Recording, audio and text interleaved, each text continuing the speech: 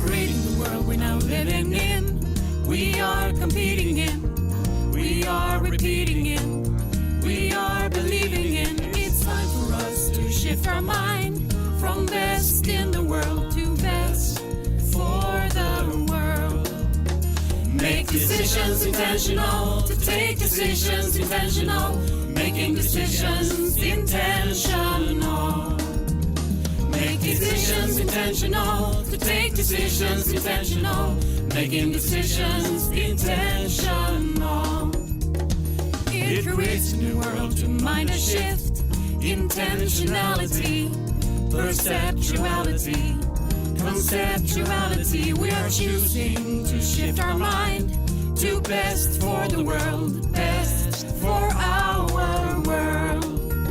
Make decisions intentional, to take decisions intentional, making decisions intentional. Make decisions intentional, to take decisions intentional, making decisions intentional.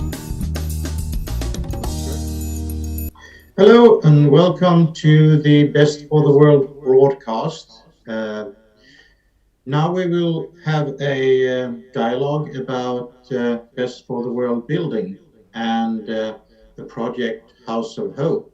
For that we have Jonas Nilsson here, who is the creator of the House of Hope and that will also live there, and Henry Lanham, who is the architect that had helped him go from vision to reality.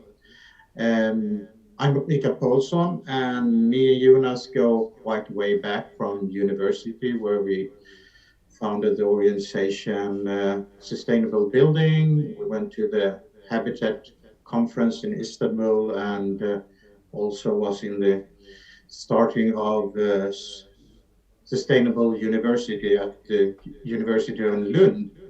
And after that, we've traveled some years, and we have collected a lot of knowledge, wisdom, and that we will put into this project. And Jonas, tell me a little bit about your journey and what you will put into this project, House of Hope. Well, as you said, Richard, we have been got to know each other at university.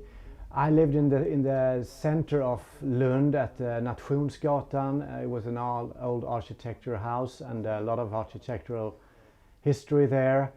And very quick I got into this because we were in the sustainability, save the world kind of how do you say, environments, clubs and all that. I started to think about the Eco House because the neighbor was Christer Wiberg, who had built a house there, and we were very interested in that. And I have always had a great interest in, the house where I am going to live one day. And the years went by. I've been looking at, passive houses, been looking at clay houses, and all have their advantages. But then, by coincidence, I stumbled into the Hempcrete people. A year ago I was there and I was at this construction course. I got to know Peter Holmdahl at House of Hemp. I also got to know Henning Eliasson at Koljärn, who makes foundations for houses in foam glass. They also make walls and roofs. And what attracted me was that seeing what you're building today, you have houses with a lot of emissions and people with allergies, and the houses last for 40-50 years, and then you have to either restore them or kick them down and build something new. And I was attracted to the idea of building the house that will last for 100 years or more, that will keep me healthy and happy and with a low ecological footprint. As you will see, we have banned all the concrete. We have banned all the materials, building materials that can be bad for individual or for the environment. And Well, so it's a nice network. It's growing. We have this in this process. Peter Holmdahl has a great network, and he has connected me with Henry, that will speak in a moment, the architect, and also with people in Småland, Patrik and Charlotte, who has Av Natur, which is about to. We're waiting for the homepage to be released here. A lot of innovation that goes into this house, and the goal is to have the house where you can eat, live and work. I know you had a better slogan, but I think I got it right there, Richard. But lots of innovation goes into this. So I said this is a small man's kind of project to show people that how they could build.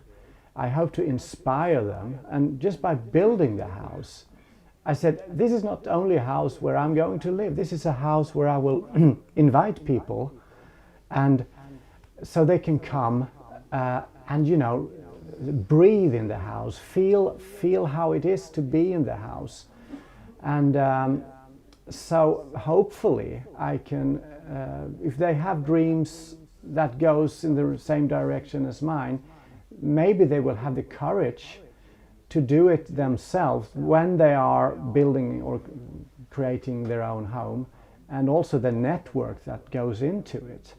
So yeah, I want to build a house, and sometimes I spoke to people at Coljan. They said, yes, we have people calling us and they want to build a house, and they say, well, we only do the foundation. We are experts there, we're good at that, but if you want to build a whole house, we can't really help you. So we will be, with this project, the people who has put together a house. We know who to call, who to avoid maybe, and how to really make your dreams come true. So yeah. That is quite a vision, I must say. And the shoes to fill them is Henry, and I put down that you can make a house into a home. I mean, you produce a house, but you create a home. And as I understand, you've had been a bit of a jack of all trades, so you have had quite a long story before you became an architect, and we are quite interested to see your background and maybe how you came around creating this house, at least on paper so far. Yeah, exactly. Jack of all trades sums up my background quite well, I think. Yeah, I came into architecture fairly late.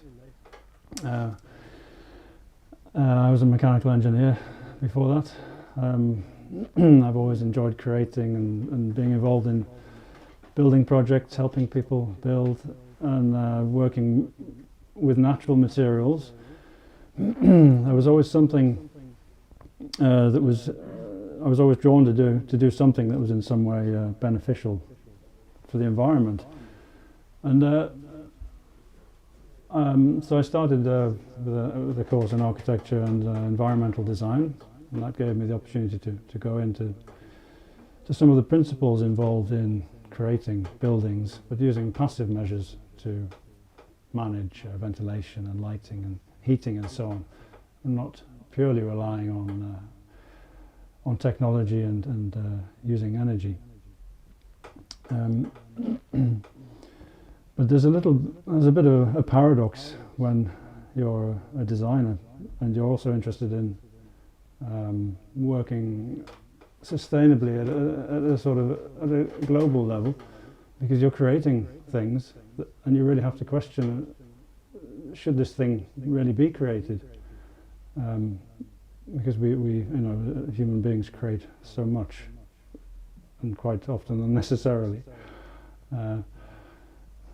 So I worked for a little while in architecture and was working on projects that, sustainability wasn't a focus for them. And I got a little disillusioned. After some years, I moved into design, and I studied art. And eventually came back into architecture. finished my architectural education, and then I did a further education in energy efficient building design, and that related to the degree that I'd done, except it allowed me to go into depth, not just looking at the principles that as an architect you apply in the design of a building, but going into the building physics that's involved, so really understanding the difference, the implications of using one material over another, not simply the aesthetic or looking at something like a U value, but really going into what happens when with moisture and the life cycle analysis of a material, for example, looking at the climate implications of the production of that material, how much CO2 is released, how much sulfur dioxide, and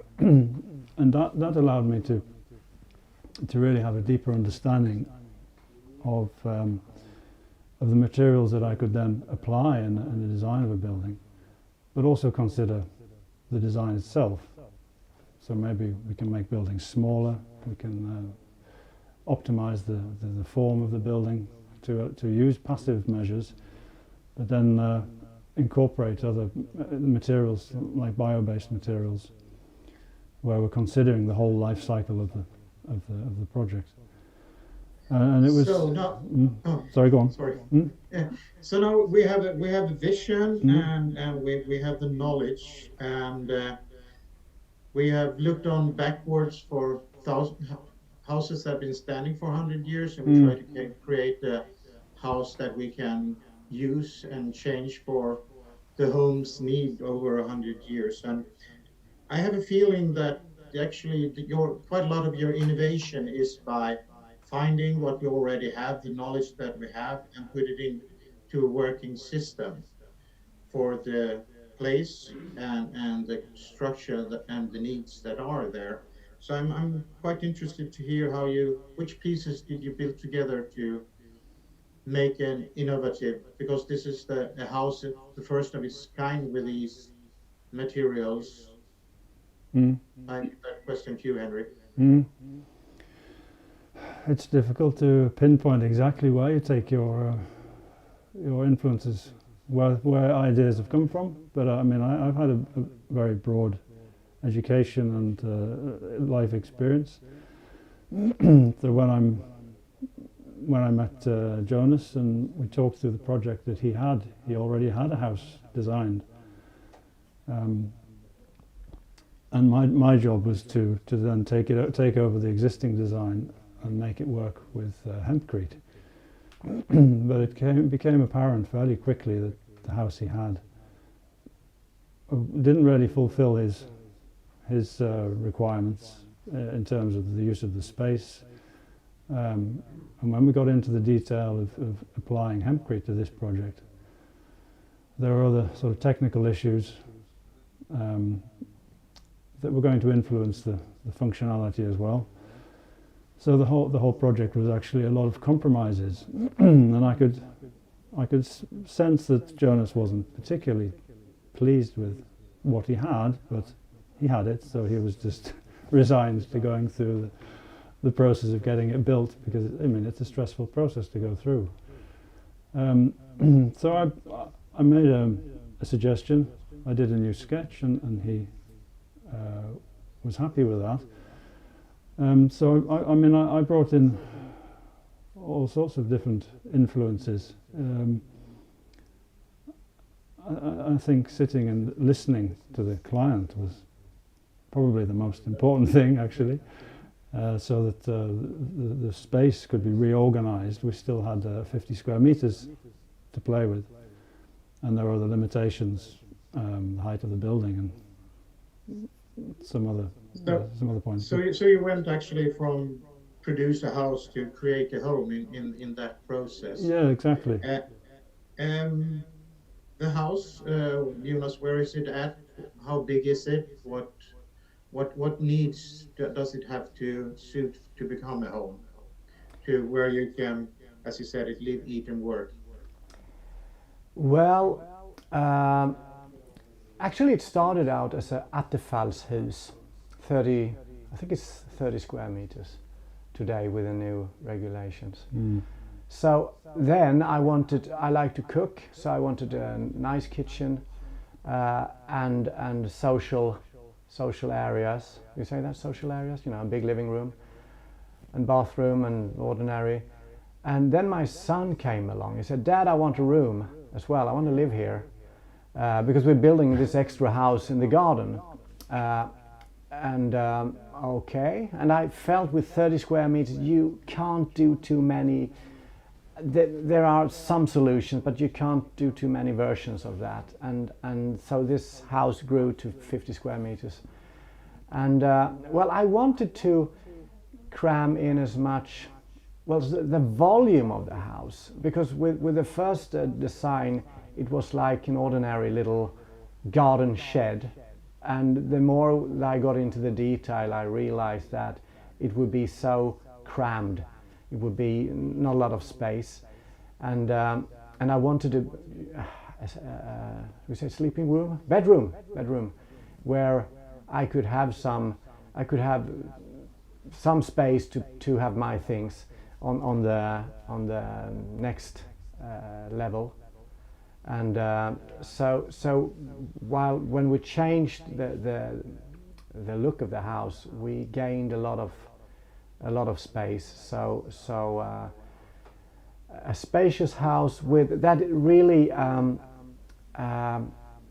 do you say fit in with the surrounding environment, because we have a slope, and in the bottom of the slope there's a little creek, and there's a lot of nature. So I want to be to feel attached to the surroundings as well. So that is, I think we've managed quite good there to make this happen.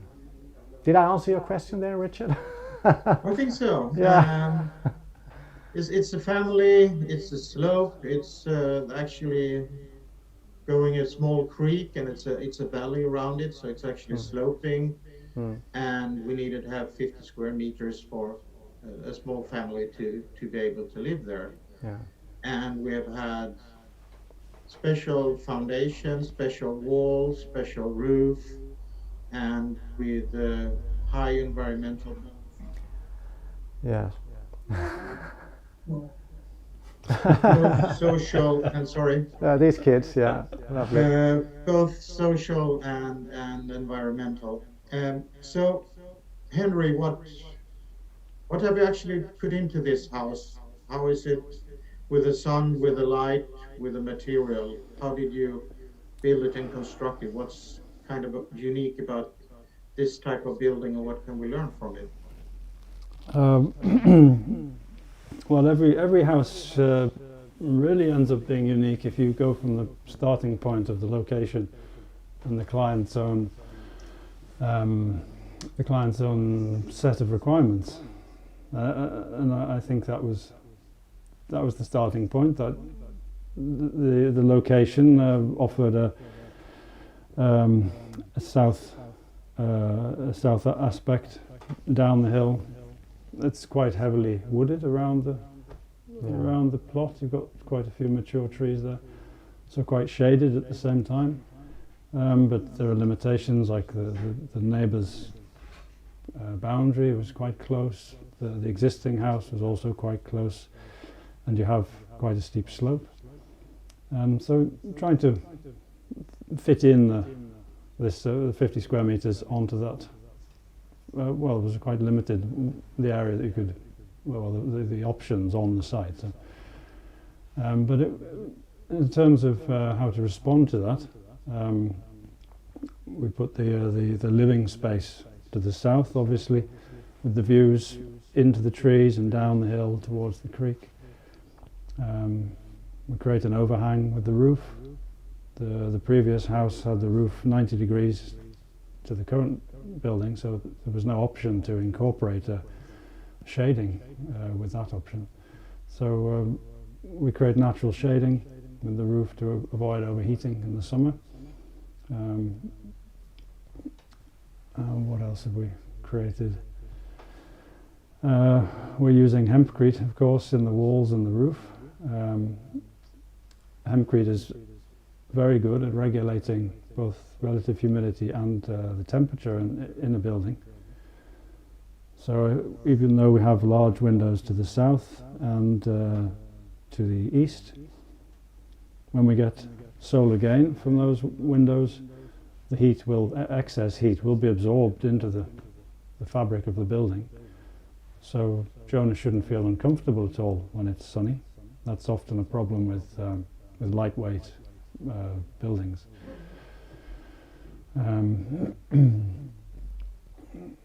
So we actually work quite a lot with materials. We usually talk about high-tech and low-tech houses, but this is if you start with the material, it's a need tech. You actually have a need, and then you find a technical solution. Hempcrete that we've been talking about, I think that's, at least for the listeners in Sweden, that's quite a new material.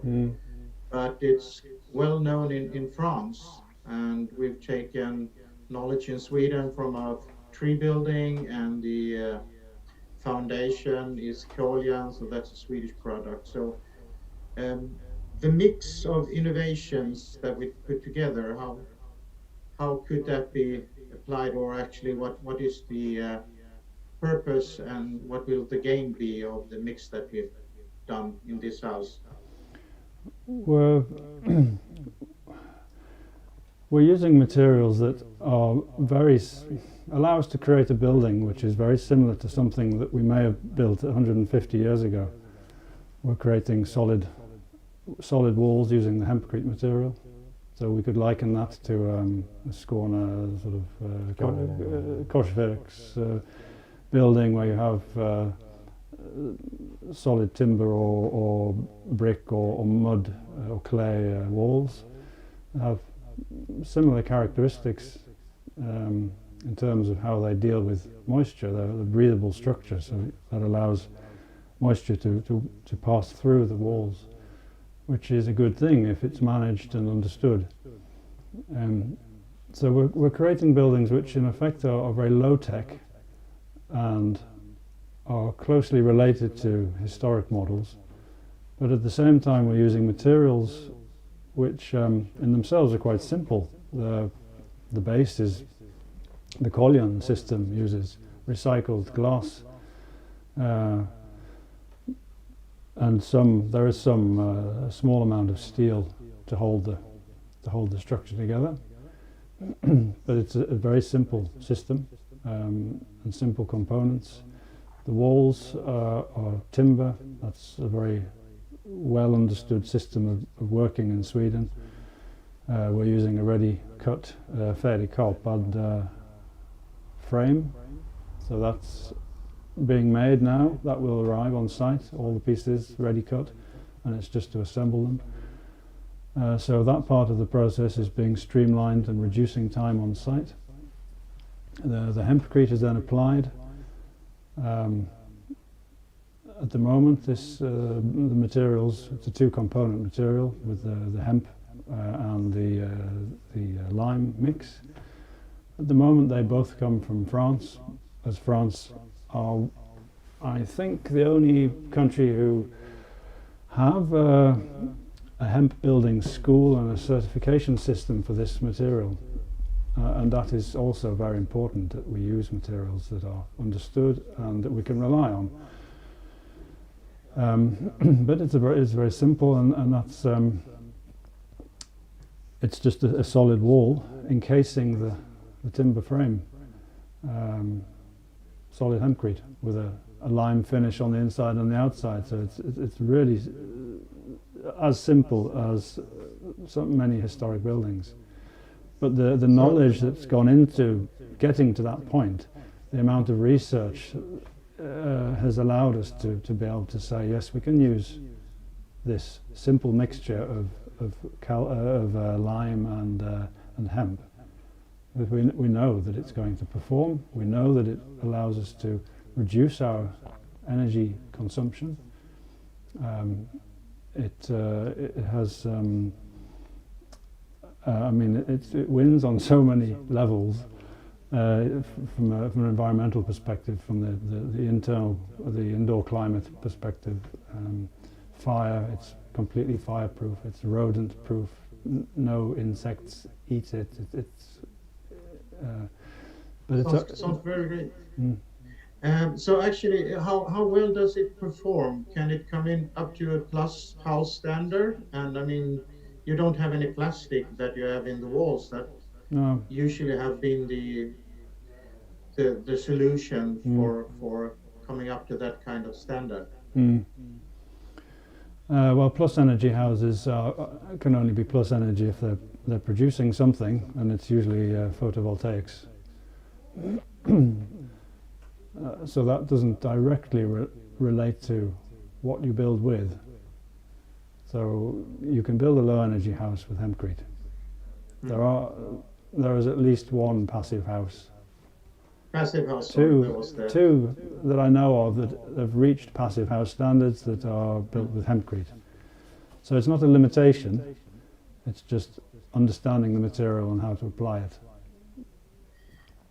So now we're talking about the process to come. You will start building the house in April, as I understand, and kind of working with show, don't tell, and learning by doing. But you also do the change by sharing. So I've heard that people can come and learn how to do the trade and see when you are building, Jonas. How is that? Yeah, the thing now is that we will. The entire process is very interesting because if we start with foundation, people from Koljan will come with sections of the ground foundation. They will put it up in 2 days. And normally, if you do this with concrete, it takes quite a lot of time, and then it has to burn, it has to harden before you can start putting up the wooden structure. We will be able to, when the foundation is in place, we can start putting up the wooden structure immediately. So I think we calculate with 7 days from a pit with nothing on it to a house. Well, the foundation and the wooden structure, and then in May, the 5th to 7th of May.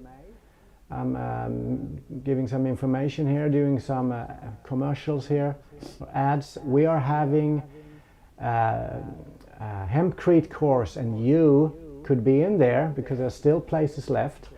Then you will have the opportunity to meet inspirational people with a lot of knowledge that will teach us to build with hempcrete.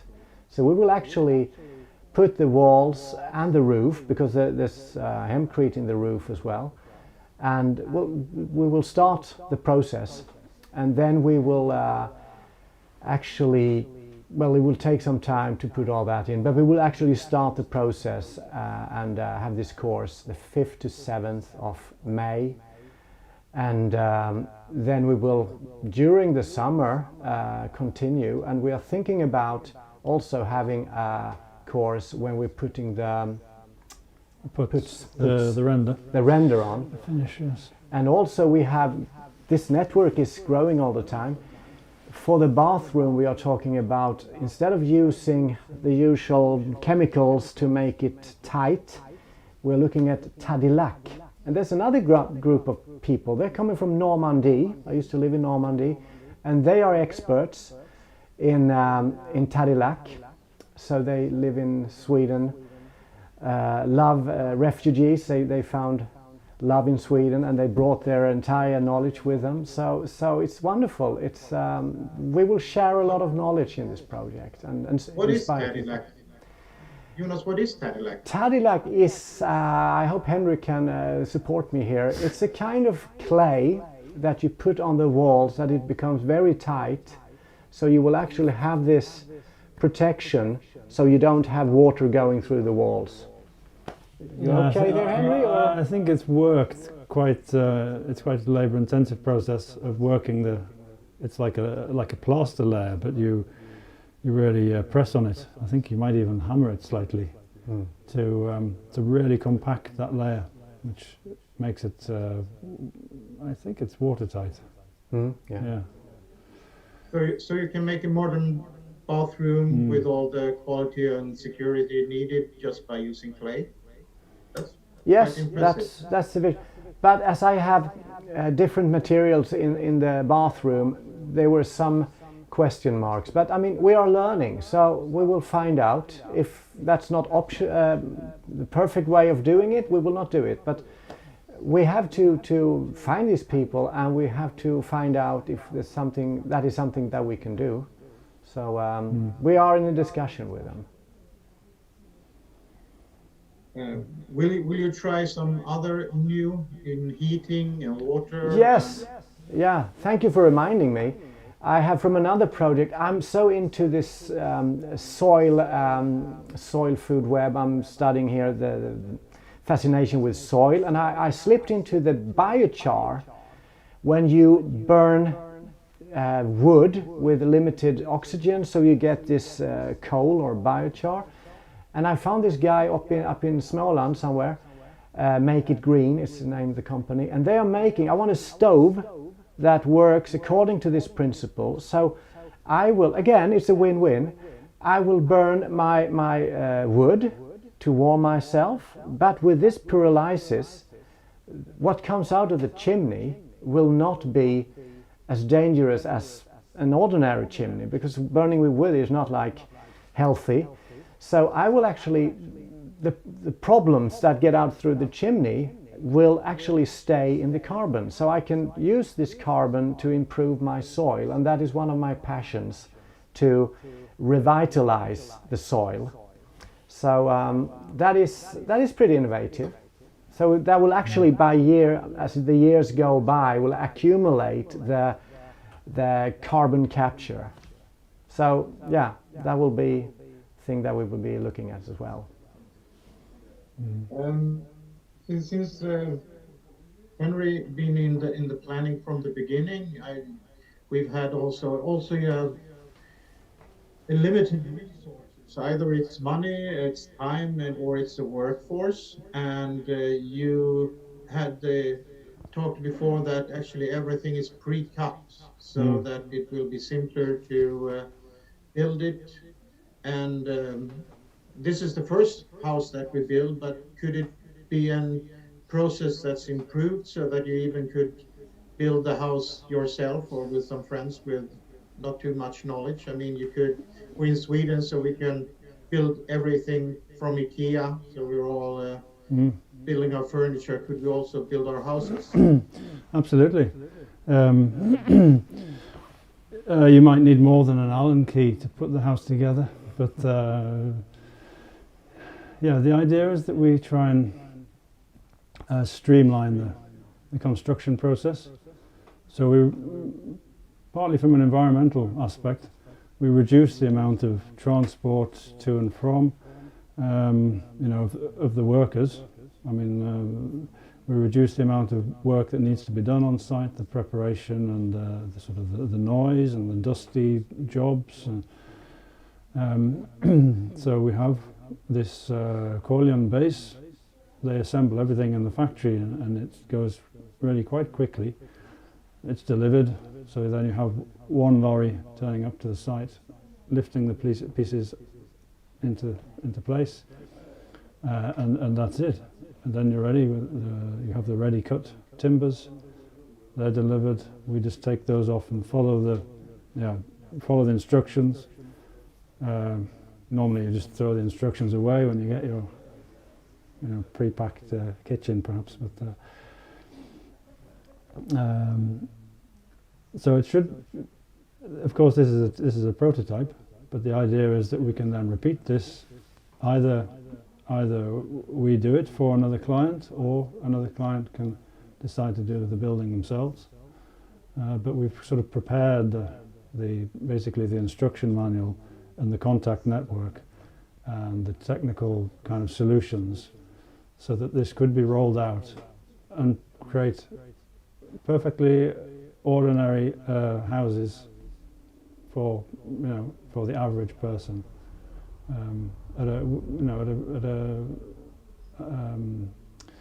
at an acceptable price, equivalent to what's already available.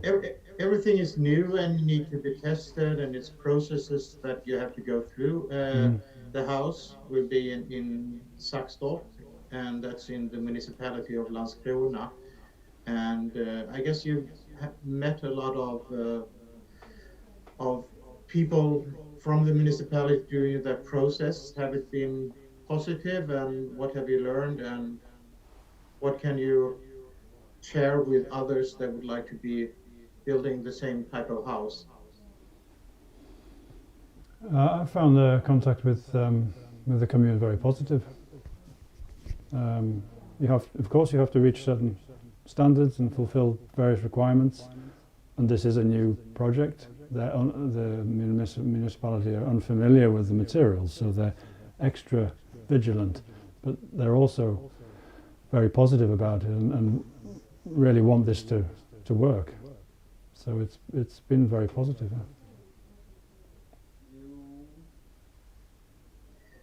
So actually we can more or less live better and build it cheaper and still have the same comfort that an ordinary house with plastic that is pre-built. What will the next generation see? You said that if this is the prototype, what would house 10 or 20 look like, and how would the process be developed from the one that we start here in April? How it looks will depend on where it is and who the client is, as it should. I mean, the technical details may alter. We may find more efficient ways of constructing. We're looking at the possibilities of doing pre-made hempcrete panels as well. So there's another alternative. If you want to you just want to order your house and have the whole thing put together within a week, then your foundation, we already know that takes 1 day to install. All the walls and the roof could be installed in a couple of days if they turn up as a panel. So there are some technical things that we're working on at the moment for future projects and for larger scale projects. But you said something about how it would be for the next generation. I'm thinking for the next generation of people, these houses will still stand, which is one thing that I think we can be quite proud of being involved in. Making houses that are going to last, not just for our lifetime, but look much further into the future and build a house which can stand for 100 years or more, as the historic houses have done. Well, I think that sums it up quite well.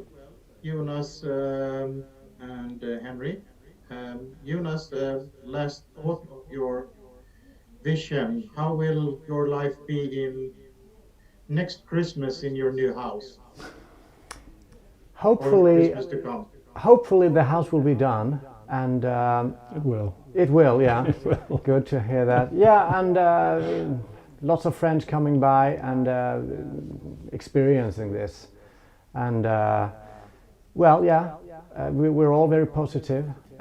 People are coming by. I'm spread the news to neighbors, and so they know what is happening there, and a lot of people who knows what is going on. So there'll be a lot of knocking on the doors, and yeah, people coming by to see the result. So yeah. So thank you for this Best for the World building, and that you presented the House of Hope and your plans and your visions. So thank you for sharing with us, and good luck, and looking forward to see the finished product. Thank you. Thank you, Thank you. Richard.